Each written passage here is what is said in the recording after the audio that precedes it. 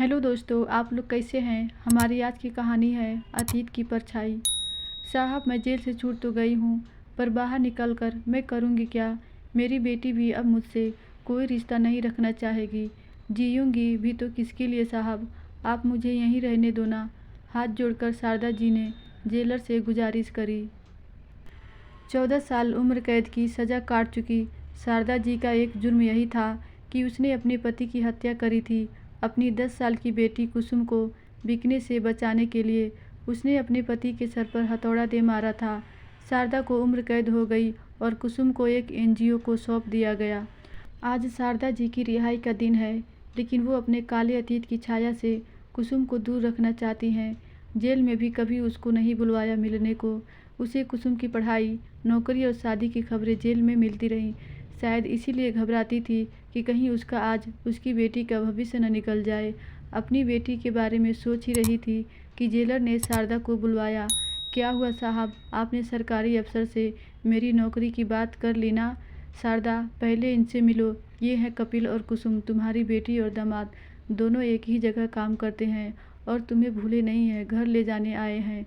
शारदा मानो खड़े खड़े मूर्ति बन दोनों को निहारने लगी। आंखें सजल हो, मानो आशीर्वाद की बारिश कर दोनों की बलाइयाँ ले रही हो। अपने घर चलो माँ, अब सब साथ रहेंगे, कुसुम ने अपनी माँ शारदा जी का हाथ थामते हुए कहा। शारदा ने जोर से अपना हाथ छुड़ाया, मानो कोई सन्यासी मोह को पास को छुड़ा रहा हो। पागल हो गई है क्या कुसुम, पता है ना मैं एक दोषी हूँ। अरे हत्यारिन हूँ अपने ही पति की। मैं तुम्हारे साथ नहीं चल सकती। तुम्हारी खुशियों में आग कैसे लगा दूँ बिटिया। दुनिया वाले किसी को जीने नहीं देंगे। तुम दोनों को देख लिया, बस अब और कोई चाहत नहीं, जाओ यहाँ से। मम्मी जी, हम आपको लिए बिना नहीं जाएंगे, पक्का इरादा करके आए हैं, कपिल ने शारदा जी की तरफ देखकर कहा। कुसुम ने धीरे से शारदा जी का हाथ अपने पेट पर रखते हुए कहा, हमारे लिए नहीं तो अपने आने वाले नाती या नातिन के लिए ही चलो प्लीज़ माँ। और दुनिया की चिंता आपको कब से होने लगी। वो आप ही थीं जो बचपन में मुझे कहा करती थीं कि चिरैया, दुनिया चाहे कुछ भी कहे, तू वही करना जो तेरा मन करे। माँ, आपने मुझे बचाने के लिए अपनी पूरी उम्र यहाँ काट दी। आपकी बेटी आपके प्रेम और दुलार के लिए हर पल तड़पी है। जब भी कोई सफलता मिलती तो मन ही मन आपको उसका श्रेय दे दिया करती थी। जब कपिल से शादी हुई तब भी बस आपकी बात का मान रखकर जेल नहीं आई, मन में ही आशीर्वाद ले लिया। जानती हूँ आपको संकोच होगा, लेकिन माँ अब मैं आपकी ममता की छाँव के लिए और नहीं रुक सकती।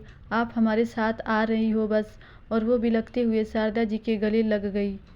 इस बार शारदा जी ने उसे हटाया नहीं, बल्कि अपनी बाहों में कसकर प्रेम का आलिंगन दिया। वो समझ गई थी कि उसकी बेटी भी उसके बिना उतना ही अकेली थी जितनी वो खुद।